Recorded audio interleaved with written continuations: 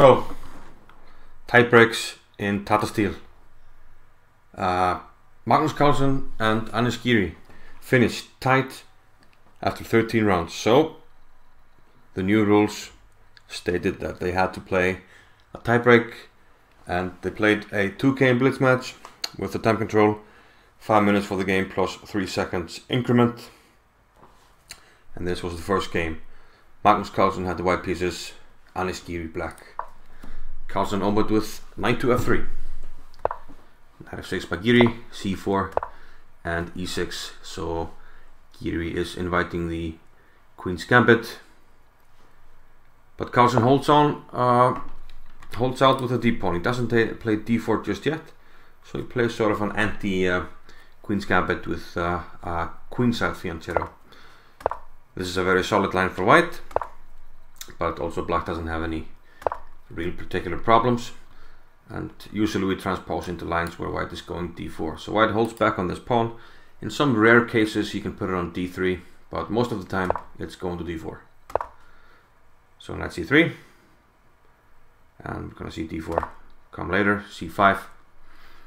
Now black is in some cases targeting d4, not yet, but white has to think about it. He takes on d5. Giri took with a knight, and knight takes.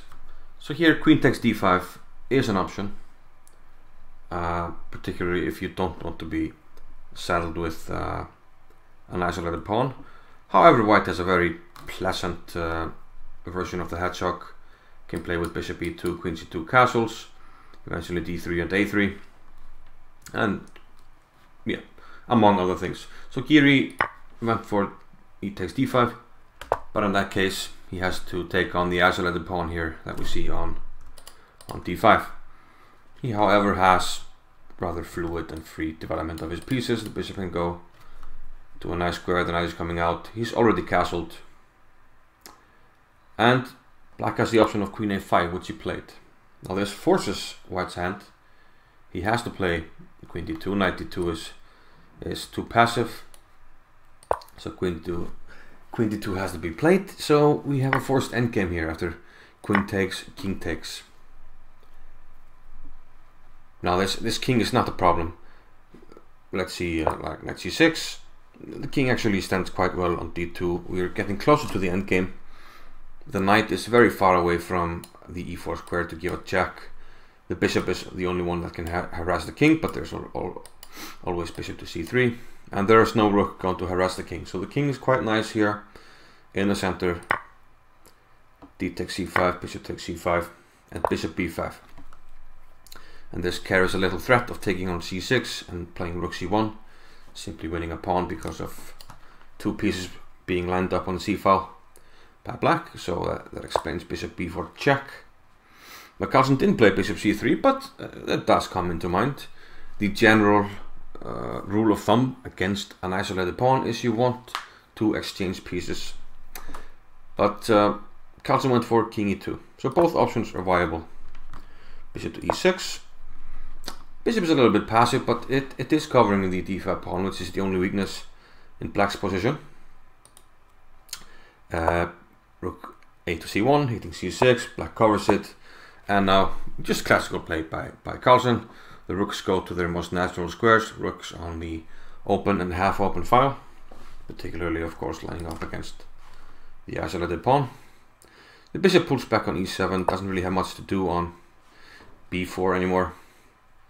h3, and this is not to prevent a pin on g4, this is more to play the g4 move here to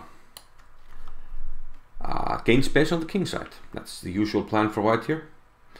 a6, the bishop pulls back, but it's sometimes an option to take here, and I've highlighted these squares because when you give up the bishop pair you would be playing for a black squared blockade here on the queen side, similar to maybe a Tarrasch defense or some lines in Fianchetto Grunfeld. That's a different story though. Bishop d3, knight b4. We want to keep the bishop. Again, it's an option to trade it, but bishop b1 is more logical, keeping the bishop pair. Giri exchanged rooks, and now, because of the weakness of the d5 pawn, I think Carlsen's move here was instructive. Like I said earlier, you generally want to exchange pieces when you're playing against the isolated pawn, but not all of them. You want to keep some pieces to apply pressure. And here he keeps the rook to d1. Now this means if white can gang up on this pawn on d5, that black's rook here would have to become passive on d8. Meanwhile, white's rook could in some cases swing back to c1 for the c file, or go to g1 or h1 to help with a kingside pawn push or creating some weaknesses there. Knight c6 by Giri, still trying to hold on. He doesn't have any weakness aside from the d5 pawn. Now g4 by white. And this is just a typical space gaining move. I mean, there's not like a deep underlying plans. What happens next is dependent on what black does. Would white like to exchange some particular pieces? It depends on what black does. We'll have to see. The general plan is just to push the pawns, sometimes f4, f5. That kicks the bishop away, and then this becomes more of a weakness.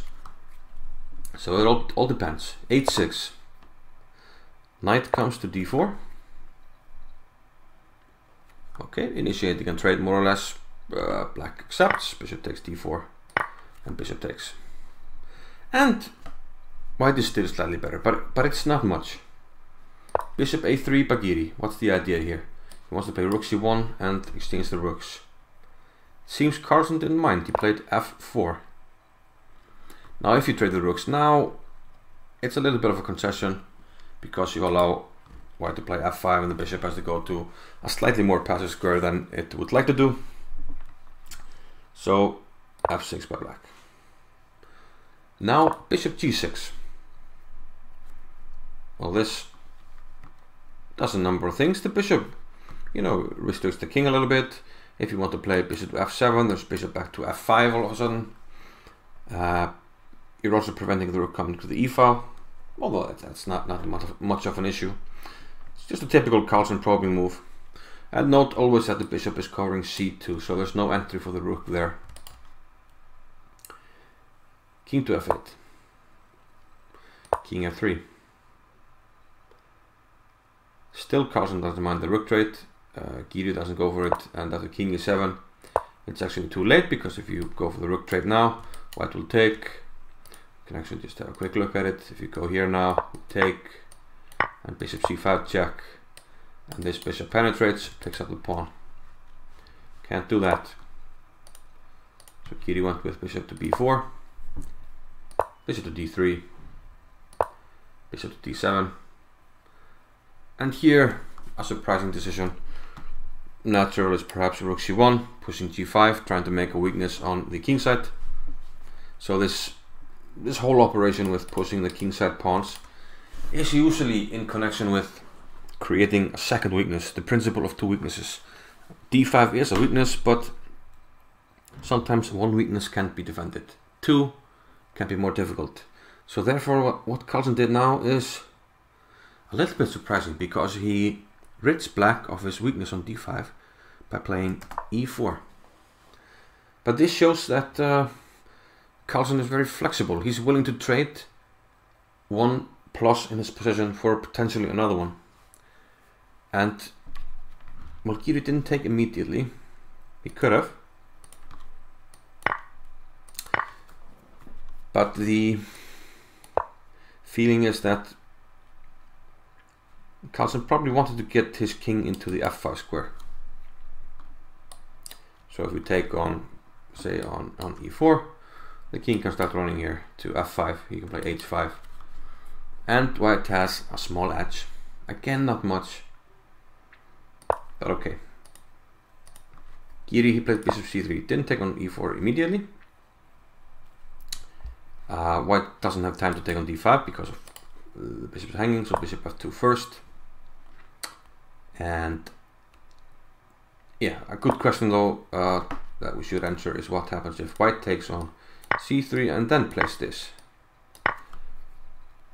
Well, we have a pin here, so black actually has time to play king d6 and simply pick up this pawn, and white can't really do much to counter that idea.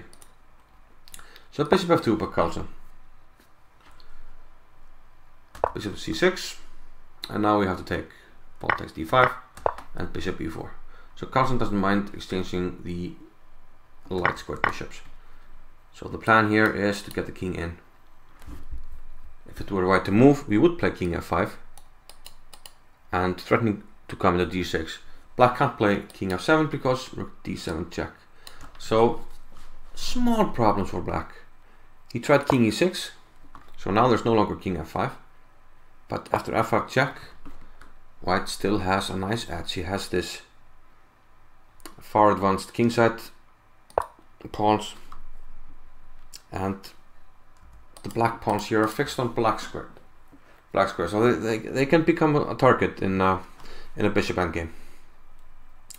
And white can actually force a bishop endgame. That's what Carlsen did. He played rook c1. So now the threat is either king d3 or bishop to d4, utilizing the pin on the bishop. So black has to defend the rook on c8. He can do that with the king or play a move like rook c6, which he did. Perhaps he should have played rook c7 or king d7. Both king d7 defends the rook directly, and rook c7 enables either bishop a5 or bishop e5 on pinning. In both cases, it probably gives black more chances to draw the game, though white is still better. In the game after rook c6, king d3. And now this extra weakness, the pawns are isolated now, and white has more flexibility. The king can attack the bishop can come into c5, and we still have these weaknesses here. So Carlsen played indeed king c4, bishop d6, and now bishop to c5. And this is a big problem for black. He played king d7, he can't really take on c5. The problem is that white is already lined up here. Well, he's just going to win the pawn on a5, a6, so this is, yeah, we don't even have to discuss that. But even if he hadn't, he has all these extra tempi to use in the king and pawn endgame. So that's almost always going to be winning. So king d7, and here I thought that Carlsen should take on d6, but it just shows how good Carlsen is that taken immediately, there's king takes. And the difference here is that black has to move c5 and can probably defend, because he is threatening h5 now, which would disrupt white's pawns, and the king could start attacking and black has counterplay.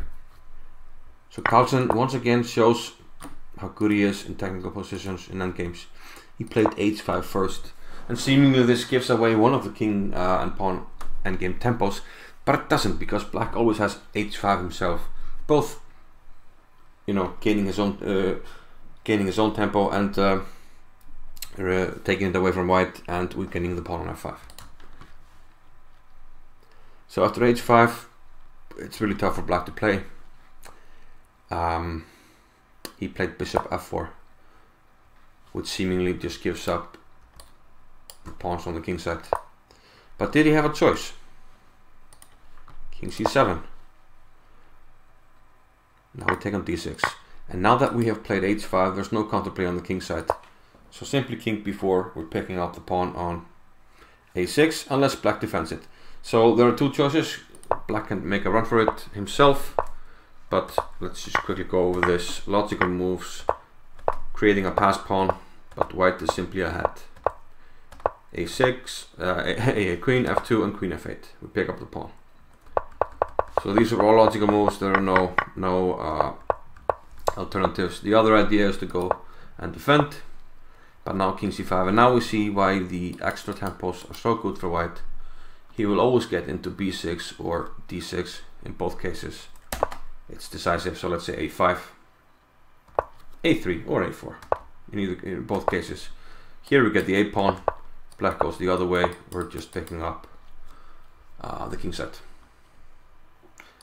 So that explains why Giri left this, but he does have a trick, king e8. And Carlsen probably, well, he thought maybe he was winning the pawn, but then after king e8 he realized, well, I can't really take, can I, because king f7. So he played bishop c5. Now other sources have claimed that he can take on g7, but that's simply sloppy analysis. Black plays king f7, the bishop must go to the corner, and now not bishop e5, bishop d6. This prevents the white king from penetrating, and white has no way to improve his position. Let's have a look at the sample line. Bishop b4, bishop e7, bishop just goes back and forth here, and whenever the king threatens to penetrate on the other side, like this, we cover a5. So the only other plan is to play a4 and b5, but that just exchanges off the pawns. White can never kick this king away, and the bishop is free to roam the board. Black will make a draw. So bishop takes g7 is not a possible move here for white if he wants to win. Carlsen realized that and played bishop c5. King d7, king b4. Threatening to come into a5, win the pawn, so bishop d2. But this is only a temporary solution, because after b4 the path is clear once again, and the black king can't both be in time for covering the g7 pawn and the a6 pawn. So it's overloaded. Bishop f4 by black, bishop f8. So black is forced to give up the g7 pawn. And he's hoping he has some kind of a fortress here, but white has a really easy plan. First he took the bishop back, bishop to king back to b3. Eventually he'll play bishop c5. We'll play it here, and after king to d3, the simple plan is bishop to e3. Black can't do anything about this. He either exchanges bishops or loses the h6 pawn, and in both cases, against the world champion, you will lose every time. So Anish Giri resigned, and Magnus took the lead in the tie breaks. Very well done indeed. So thank you for watching this one. I'll see you in the next one. Bye bye.